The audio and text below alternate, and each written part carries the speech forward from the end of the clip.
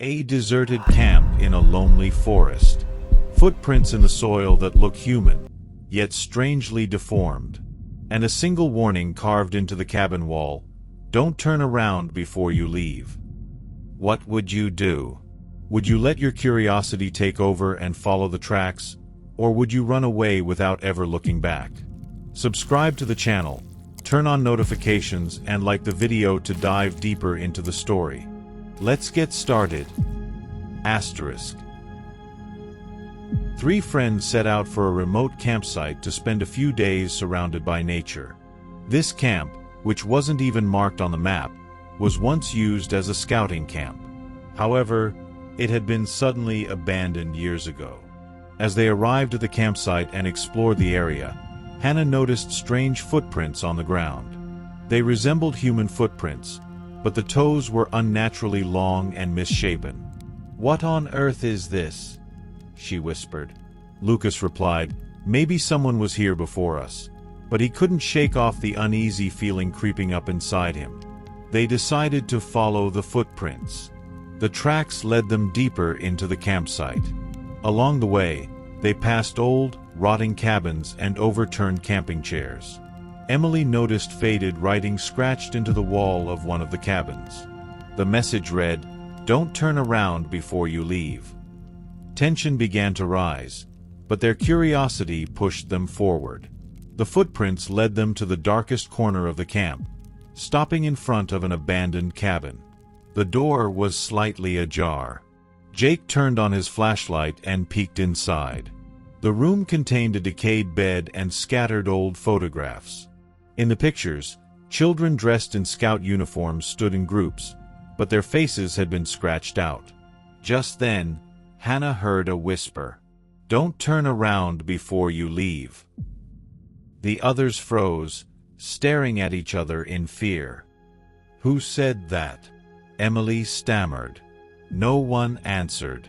Lucas insisted they leave immediately, but Jake, examining one of the photos closely, suddenly stiffened. One of the children in the photo looked exactly like him. This isn't possible," he murmured. At that moment, a faint rustling came from outside the cabin. Footsteps were approaching. They pointed their flashlight towards the source of the sound and noticed that the footprints continued forward but were staggered and irregular, nothing like a normal human walk. Something or someone was following the tracks. But they couldn't see it.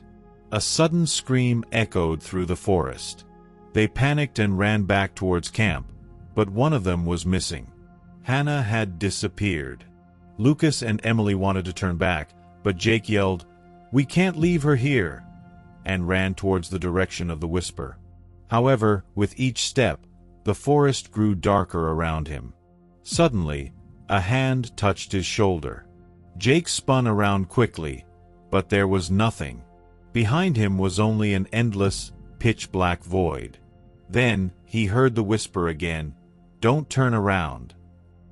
He screamed and tried to run, but his feet suddenly felt like they were sinking.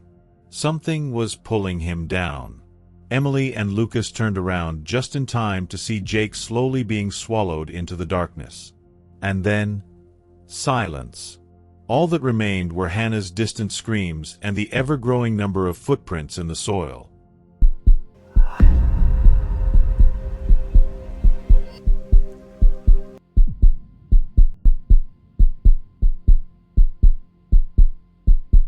Jackson, Olivia, and Marcus decided to escape the stress of city life by venturing deep into the woods to an old, abandoned campsite. It was a place that hadn't been used in years, almost lost to nature. There wasn't much information about it online, just a few old maps that labeled it as Lakewood Campground.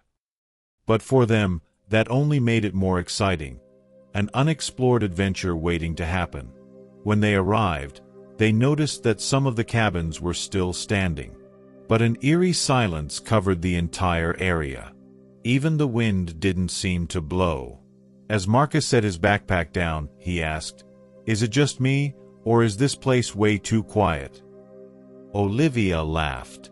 "I think it's great.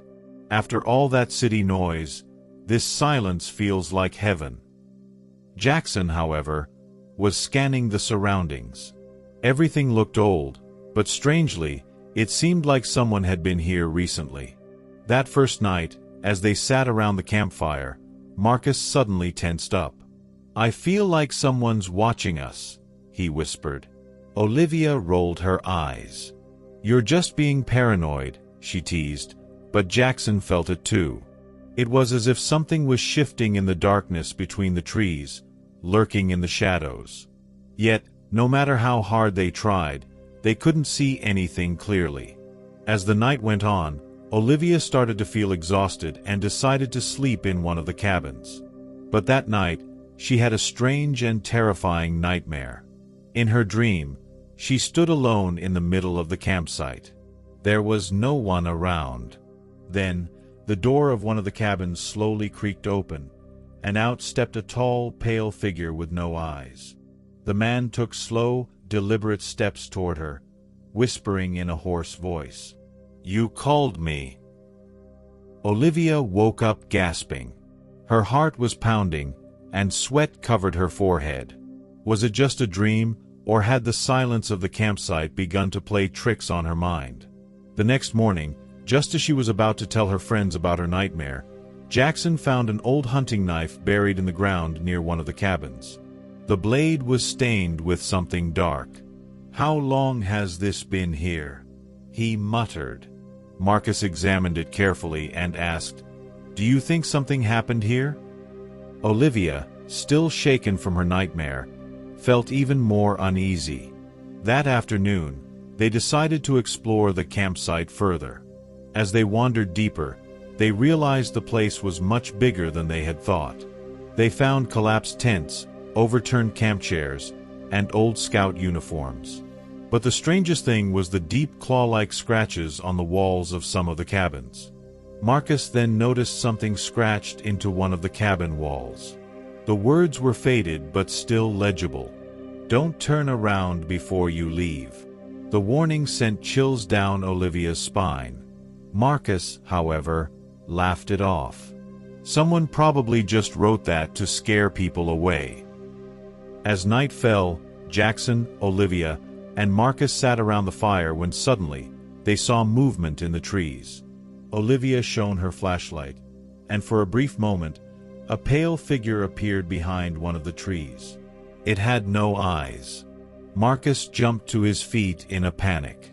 This can't be real," he stammered. Jackson aimed the flashlight at the spot again, but the figure was gone. Just as they were catching their breath, the door of one of the cabins creaked open. A deep voice echoed from within. "It's too late to leave." Marcus took a step back. This isn't someone playing a prank, is it?" His voice trembled. Olivia stood frozen in fear because the voice sounded exactly like the whisper in her nightmare. Jackson swallowed hard. "We need to get out of here. Now." But when they turned toward the path they had taken to get there, it was gone. The trail that had led them to the camp had completely vanished as if it had never existed. Then, a blood-curdling scream echoed through the woods. "It wasn't human," Jackson whispered. "We never should have come here." But it was too late. Throughout the night, dark figures moved in and out of the shadows, whispering from within the cabins. And within hours, the terrified screams of Olivia, Jackson, and Marcus faded into the night. By morning, the campsite was silent again. Only the wind remained, softly rattling the doors of the empty cabins. And on the ground, fresh footprints had appeared. But there was no trace of the three friends anymore.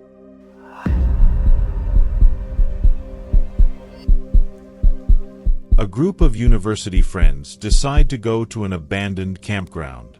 This campground has become famous for the mysterious stories of people who went missing years ago. However, no one dares to step foot in this abandoned area, as there are rumors that it is cursed. But the group is made up of brave, adventure-seeking individuals, so they push aside their fears and set off. When they arrive at the campsite, they are greeted by the eerie sight of the abandoned area. old, rusted metal structures and tents that have succumbed to nature's grasps around them. The area is eerily quiet, with only the sound of birds chirping and the wind's whistle filling the air. However, something feels off. Is it truly abandoned, or is there still someone here? What would you do if you were faced with this situation? As the afternoon fades, they set up their tents and light a fire. The darkness of night quickly falls, and the atmosphere becomes even more unsettling. At first, the group enjoys their night, gathered around the fire telling stories from the past. But one of their friends brings up the cursed rumors surrounding the camp. According to the rumors, anyone who ventures near this campground mysteriously disappears at midnight, never to return. As the night progresses, things begin to take a strange turn. First, strange humming sounds can be heard coming from the forest.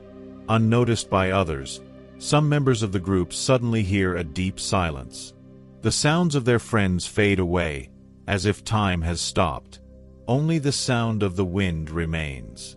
Suddenly, a scream is heard from outside the tents. In shock, everyone rushes out, but no one is to be found. It's then realized that one of their friends has gone missing. Panicking, they begin searching for their lost friend. But in the depths of the forest, something unusual awaits. Among the trees, they find old photographs, with the face of the missing person blurry in the photo.